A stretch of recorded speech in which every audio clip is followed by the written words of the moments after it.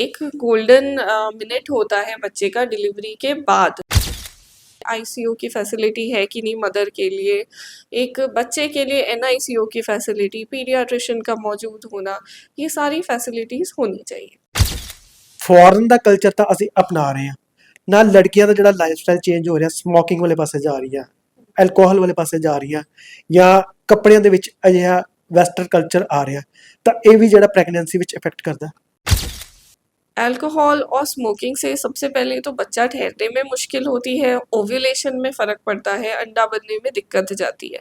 दूसरा, अगर बच्चा ठहर भी जाए तो बच्चे में डेवलपमेंटल डिफेक्ट्स आने के चांसेस बहुत ज़्यादा होते हैं। कुछ हम केस जैसे देखते हैं कि कहते हैं ना कि बच्चा प्री मैच्योर हो गया, ऑक्सीजन की कमी है जिसके कारण उसको ये समस्याएं आ रही है। प्री मैच्योर होने के क्या कारण समझ में आ रहे हैं? ਸਿਹਤ ਅਨਮੋਲ ਖਜ਼ਾਨਾ। ਜਿਸ ਤਰ੍ਹਾਂ ਕਿ ਘਰ ਦੇ ਵਿੱਚ ਜਦੋਂ ਇੱਕ ਬੱਚੇ ਨੇ ਜਨਮ ਲੈਣਾ ਹੁੰਦਾ ਤਾਂ ਉਦੋਂ ਜਿਹੜੀਆਂ ਖੁਸ਼ੀਆਂ ਦੀ ਜਿਹੜੀ ਤਿਆਰੀ ਸ਼ੁਰੂ ਹੋ ਜਾਂਦੀ ਹੈ, ਉੱਥੇ ਅੱਜ ਕੱਲ੍ਹ ਸਮਾਜ 'ਚ ਆਪਾਂ ਅਜਿਹੀ ਚੀਜ਼ਾਂ ਵੀ ਦੇਖਦੇ ਹਾਂ ਕਿ ਜਦੋਂ ਬੱਚੇ ਡਿਲੀਵਰੀ ਹੁੰਦੀ ਆ ਤਾਂ ਕਈ ਵਾਰੀ ਕੰਪਲੀਕੇਸ਼ਨ ਅਜਿਹੇ ਆ ਜਾਂਦੇ ਨੇ, ਮਾਂ-ਬਾਪ ਜਿਹੜੇ ਪਰੇਸ਼ਾਨ ਹੋ ਜਾਂਦੇ ਨੇ।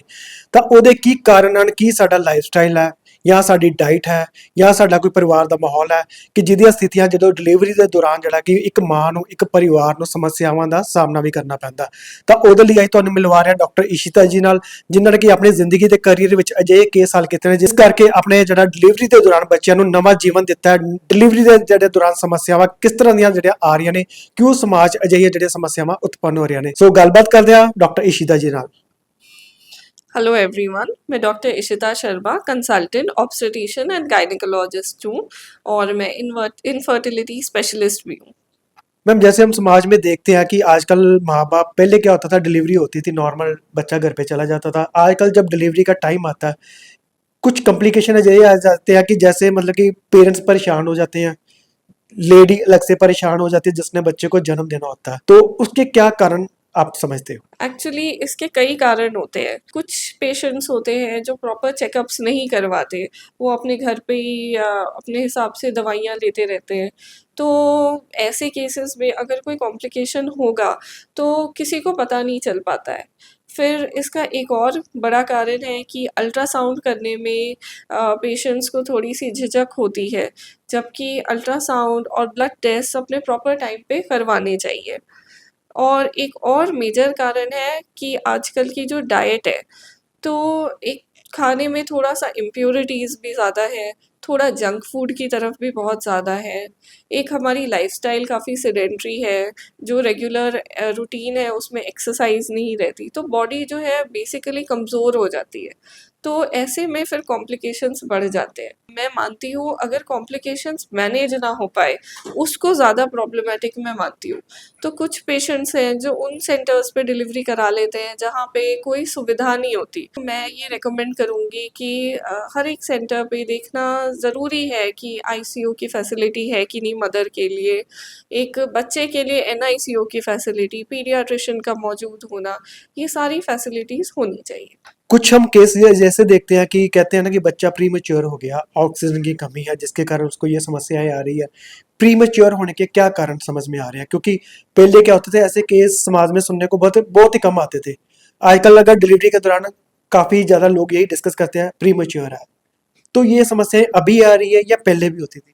पहले भी ये समस्याएं होती थी, ऐसा नहीं है कि ये समस्याएं अभी आ रही हैं, बट बेसिकली ये था कि पहले इतनी जागरूकता नहीं थी। पहले देखा जाए तो कॉम्प्लिकेशंस और मोर्टेलिटी रेट भी बहुत ज़्यादा था। तो अब ये चीज़ों को अगर हम टाइमली डायग्नोज कर लें तो फिर हम प्रीमेच्योरिटी से अपना बच्चा इसको हम सेव कर सकते हैं, मैच्योर बच्चा हो सकता है। और अगर प्रीमेच्योरिटी भी होता है, अगर लेवल 3 अच्छा एनआईसीयू है, तो प्रीमेच्योर बच्चे को अच्छे से केयर मिल जाती है, जैसे न्यू लाइफ हॉस्पिटल में हमारे पास है, और बच्चे बिल्कुल ठीक होके सक्सेसफुली डिस्चार्ज होते हैं।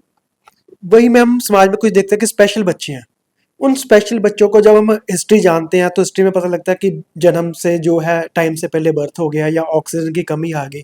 ऑक्सीजन की कमी आने के क्या कारण काउंट होते हैं? बेसिकली एक गोल्डन मिनट होता है बच्चे का डिलीवरी के बाद, जिसको हम इग्नोर कर देते हैं। डिलीवरी के टाइम पे पेशेंट्स जो होते हैं वो ऐसे सेंटर्स पे करा लेते हैं जहाँ पे पीडियाट्रिशियन नहीं होता।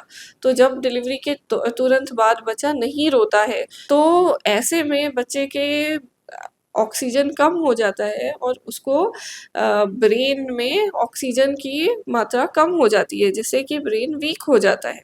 तुरंत ये चीज़ें हमें नहीं पता चलेगी, जब आगे जाके बच्चा बढ़ता है, तब उसमें डेवलपमेंटल डिफेक्ट्स आने लगते हैं। और अगर ये डिफेक्ट्स ना भी आए, तो बच्चा अगर आपको दिखेगा कि पढ़ाई में कमज़ोर है, आगे जाके काफ़ी इसके लॉन्ग टर्म साइड इफ़ेक्ट्स हैं, कॉम्प्लिकेशंस हैं। ਸੋ ਬਰਥ ਦੇ ਦੌਰਾਨ ਮੈਮ ਬੱਚੇ ਦਾ ਜਨਮ ਹੋ ਜਾਂਦਾ, ਜਨਮ ਤੋਂ ਬਾਅਦ ਕੁਝ ਅਜਿਹੇ ਸੈਂਟਰ ਹੁੰਦੇ ਨੇ ਜਿਹੜੇ ਦੂਰ ਹੁੰਦੇ ਨੇ ਜਾਂ ਜਿਨ੍ਹਾਂ ਵਿੱਚ ਫੈਸਿਲਿਟੀ ਨਹੀਂ ਹੁੰਦੀ, ਤਾਂ ਉਹ ਲੋਕਾਂ ਨੂੰ ਕੀ ਮੈਸੇਜ ਦੇਣਾ ਚਾਹੋਗੇ ਕਿ ਜਦੋਂ ਡਿਲੀਵਰੀ ਦਾ ਟਾਈਮ ਆਉਂਦਾ ਹੈ, ਕਿਸ ਸੰਬੰਧ ਵਿੱਚ ਚੰਗੇ ਹਸਪੀਟਲ ਜਿਹੜਾ ਸੰਪਰਕ ਕੀਤਾ ਜਾਵੇ, ਜਾਂ ਸਟਾਰਟਿੰਗ ਦੇ ਵਿੱਚ ਚੰਗਾ ਡਾਕਟਰ ਹੋਣਾ ਕਿੰਨਾ ਕੁ ਜ਼ਰੂਰੀ ਹੈ? मेरा यही सजेशन रहेगा कि आप स्टार्टिंग से ही क्वालिफाइड डॉक्टर्स के पास जाइए। एक बार सेंटर को भी देखना ज़रूरी है कि यहाँ पे सारी फैसिलिटीज़ है कि नहीं। अगर सेंटर से, मैं चाहती हूँ सब लोग हक से पूछना चाहिए कि अगर कॉम्प्लिकेशन आता है, कोई चीज़ आती है, तो यहाँ से बाहर जाने की ज़रूरत तो नहीं पड़ेगी। ਸੋ ਕਈ ਵਾਰੀ ਕੀ ਹੁੰਦਾ, ਆਪਾਂ ਡਿਲੀਵਰੀ ਕਿਤੇ ਹੋਰ ਕਰਾਉਂਦੇ ਹਾਂ ਤਾਂ ਬੱਚੇ ਨੂੰ ਜਿਹੜਾ ਜਨਮ ਦੇ ਦੌਰਾਨ, ਜਿਹੜਾ ਜਨਮ ਦੇ ਹੁੰਦਿਆਂ ਸਾਰ ਹੀ ਕੁਝ ਅਜਿਹਾ ਟ੍ਰੀਟਮੈਂਟ ਜ਼ਰੂਰਤ ਹੁੰਦੀ ਹੈ ਜਿਸ ਵਿੱਚ ਸਾਡਾ ਆਉਣ ਜਾਣ ਦਾ ਸਮਾਂ ਵੇਸਟ ਹੋ ਜਾਂਦਾ ਹੈ, ਜਿਸ ਕਾਰਨ ਭੁਗਤਾਨ ਜਿਹੜਾ ਕਿ ਬੱਚੇ ਨੂੰ ਕਰਨਾ ਪੈਂਦਾ, ਜ਼ਿੰਦਗੀ ਭਰ ਵੀ ਭੁਗਤਾਨ ਕਰਨਾ ਪੈਂਦਾ ਹੈ, ਜਿਹਦਾ ਸਾਰੀ ਜ਼ਿੰਦਗੀ ਪਰਿਵਾਰ ਨੂੰ ਵੀ ਇਹੀ ਪਛਤਾਵਾ ਰਹਿੰਦਾ ਹੈ ਕਿ ਕੀ ਕਾਰਨ ਹੋ ਗਿਆ ਜਿਸ ਕਰਕੇ ਇਹ ਬੱਚਾ ਜਿਹੜਾ ਸਾਡਾ ਅਬਨੋਰਮਲ ਹੈ।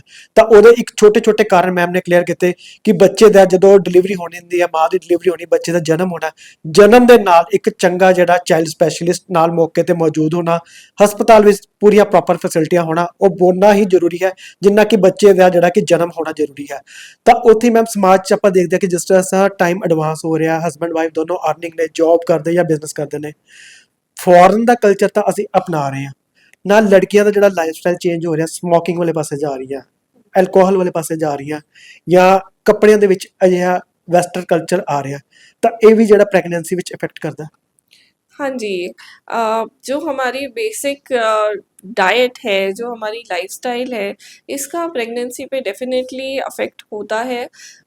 अब आजकल हम देख रहे हैं जैसे कि यंग कपल्स में बच्चा ठहरने में काफ़ी मुश्किल जाती है, क्योंकि इसका मेजर कारण है कि हमारी जो डाइट है, वो अच्छी नहीं होती। दूसरा, कपड़ों पे ज़्यादा ध्यान दे रहे हैं, बट जो इंटरनल प्रॉब्लम्स है उस पे ध्यान नहीं दे रहे, चेकअप के लिए नहीं जा रहे।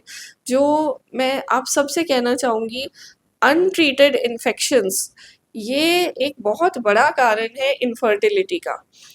दोनों हस्बैंड और वाइफ में अगर कहीं भी संदेह आता है कि कोई इन्फेक्शन है, कोई चीज़ परेशान कर रही है, तो डेफ़िनेटली डॉक्टर को कंसल्ट करना चाहिए।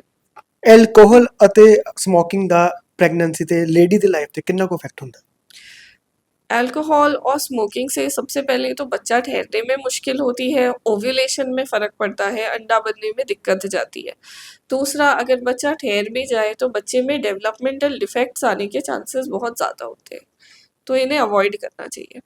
ਸੈਕੰਡਰੀ ਅਸੀਂ ਇਹ ਵੀ ਦੇਖਦੇ ਹਾਂ ਕਿ ਫੋਰਨ ਵਿੱਚ ਅਗਰ ਲੜਕੀ ਜੌਬ ਕਰਦੀ ਹੈ, ਬਿਜ਼ਨਸ ਕਰਦੀ ਹੈ, ਘਰ ਦਾ ਕੰਮ ਵੀ ਕਰਦੀ ਹੈ, ਉਹਦੇ ਕਰਕੇ ਸ਼ਾਇਦ ਉਹਨਾਂ ਦਾ ਜਿਹੜਾ ਕਿ ਲਾਈਫ ਸਟਾਈਲ ਵਧੀਆ ਹੋਣ ਕਰਕੇ ਹੀ ਪ੍ਰੈਗਨੈਂਸੀ ਦਿੱਕਤ ਆਉਂਦੀ। ਇੱਥੇ ਕੀ ਹੁੰਦਾ ਕਿ ਲੜਕੀ ਅਗਰ ਜੌਬ ਕਰਦੀ ਹੈ, ਉਹ ਕਹਿੰਦੀ ਮੈਂ ਘਰ ਦਾ ਖਾਣਾ ਨਹੀਂ ਖਾਣਾ, ਆਪਾਂ ਬਾਹਰੋਂ ਮੰਗਾ ਕੇ ਖਾ ਲੈਂਦੇ ਹਾਂ, ਤਾਂ ਉਹ ਤੁਹਾਨੂੰ ਕਿੰਨੀ ਕੁ ਲਾਈਫ ਦੇ ਵਿੱਚ ਇੰਪੋਰਟੈਂਸ ਲੱਗਦੀ ਘਰ ਦੇ ਖਾਣੇ ਦੀ ਜਾਂ ਘਰ ਦੀ ਡਾਈਟ ਦੀ? ਉਹਨਾਂ ਪੇਰੈਂਟਸ ਵਾਸਤੇ ਕੀ ਮੈਸੇਜ ਹੈ?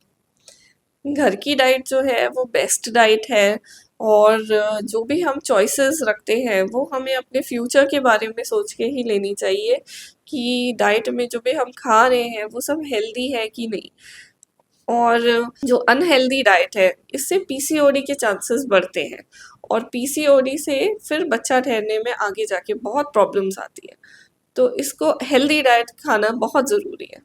ਸੈਕੰਡਰੀ ਜਿਸ ਤਰ੍ਹਾਂ ਟਾਈਮ ਘੱਟ ਹੋਣ ਕਰਕੇ ਲੋਕ ਫਰੂਟਸ ਵਾਲੇ ਪਾਸੇ ਜ਼ੋਰ ਨਹੀਂ ਦਿੰਦੇ ਕਿ ਫਰੂਟਸ ਕੱਟਣਾ ਪਏਗਾ, ਧੋਣਾ ਪਏਗਾ, ਕਿ ਜਿਹੜੇ ਆਪਣਾ ਡੱਬਾ ਪੈਕਿੰਗ ਜੂਸ ਹੈ ਉਹਦੇ ਉੱਤੇ ਜ਼ੋਰ ਦਿੰਦੇ ਕਿ ਹਾਂ ਆਪਾਂ ਫਰੂਟ ਜੂਸ ਪੀ ਲਿਆ, ਉਹ ਬੈਸਟ ਹੈ। ਫਰੂਟ ਜੂਸ ਅਗਰ ਪੀਣਾ ਹੈ ਤੇ ਕਿਸ ਤਰ੍ਹਾਂ ਆਪਣਾ ਫਰੂਟਸ ਦਾ ਜੂਸ ਪੀਣਾ ਚਾਹੀਦਾ, ਨੈਚੁਰਲ ਫਰੈਸ਼ ਫਰੂਟ ਜੂਸ ਜਾਂ ਡੱਬੇ ਵਾਲਾ ਜੂਸ ਵੀ ਓਨਾ ਫਾਇਦੇਮੰਦ ਹੋਏਗਾ? नहीं, देखिए जो चीज़ फ्रेश फ्रूट जूस में जो न्यूट्रिएंट्स है वो डब्बे वाले जूस में कभी नहीं मिलेगी। डेफ़िनेटली फ्रेश जूस लेना चाहिए। ਸੋ ਬਹੁਤ ਹੀ ਵਧੀਆ ਸੁਨੇਹਾ ਤੁਹਾਨੂੰ ਮਿਲਿਆ ਕਿ ਜਿਸ ਦੌਰਾਨ ਜਿਹੜਾ ਕਿ ਪ੍ਰੈਗਨੈਂਸੀ ਦੇ ਦੌਰਾਨ ਕਿੰਨਾਂ ਚੀਜ਼ਾਂ ਜਿਹੜਾ ਧਿਆਨ ਰੱਖਣਾ ਚਾਹੀਦਾ ਹੈ, ਤਾਂ ਕਿਸ ਤਰੀਕੇ ਨਾਲ ਤੁਹਾਡਾ ਲਾਈਫਸਟਾਈਲ ਤੁਹਾਡੇ ਜਿਹੜਾ ਪ੍ਰੈਗਨੈਂਸੀ ਨੂੰ ਤੁਹਾਡੇ ਪਰਿਵਾਰ ਦੇ ਉੱਤੇ ਇੱਕ ਇਫੈਕਟ ਵੀ ਕਰਦਾ ਤੇ ਚੰਗਾ ਇਫੈਕਟ ਵੀ ਕਰਦਾ ਤੇ ਮਾੜਾ ਇਫੈਕਟ ਵੀ ਕਰਦਾ। ਸਟ੍ਰੈਸ ਦਾ ਕਿੰਨਾ ਕੁ ਨੁਕਸਾਨ ਹੁੰਦਾ ਬੱਚੇ ਦੇ ਉੱਤੇ, ਮਾਂ ਦੇ ਉੱਤੇ? स्ट्रेस में काफ़ी नुकसान होता है बच्चे पे और डिलीवरी के बाद भी हमें बच्चे पे स्ट्रेस का असर क्लियरली नज़र आता है कि बच्चा भी जैसे जैसे हार्मोन्स मदर से आते हैं वैसे वैसे बच्चा भी डिप्रेशन की तरफ जाता है और कई बीमारियां स्ट्रेस से जुड़ी है। ਸੋ ਜਿਹੜੀਆਂ ਲੜਕੀਆਂ ਜੌਬ ਕਰਦੀਆਂ ਨੇ ਤਾਂ ਜੌਬ ਦੇ ਵਿੱਚ ਕਾਫੀ ਕਹਿ ਲਓ ਅੱਜ ਕੱਲ੍ਹ ਸਟ੍ਰੈਸ ਵਾਲਾ ਮਾਹੌਲ ਰਹਿੰਦਾ, ਪੈਨਿਕ ਵਾਲਾ ਮਾਹੌਲ ਰਹਿੰਦਾ, ਤਾਂ ਉਹਨਾਂ ਕੁ ਜਿਹੜਾ ਕਿ ਆਪਣੇ ਬਰਡਨ ਲੈਣ ਕਿ ਜਿਸ ਕਰਕੇ ਉਹਦੀ ਫੈਮਿਲੀ ਵੀ ਜਿਹੜੀ ਡਿਸਟਰਬ ਨਾ ਹੋਵੇ। ਤਾਂ ਸਾਡਾ ਵੀ ਇਹੀ ਲਕਸ਼ ਹੁੰਦਾ ਕਿ ਤੁਹਾਡਾ ਪਰਿਵਾਰ ਖੁਸ਼ਹਾਲ ਹੋਵੇ, ਸਮਾਜ ਖੁਸ਼ਹਾਲ ਹੋਵੇ। ਸੋ ਅਜਿਹੀ ਵੀਡੀਓ ਲੈ ਕੇ ਮਿਲਦੇ ਰਹਾਂਗੇ। ਬਣੇ ਰਹੋ ਤਰੰਗ ਪੰਜਾਬ ਮੀਡੀਆ ਦੇ ਨਾਲ। ਧੰਨਵਾਦ।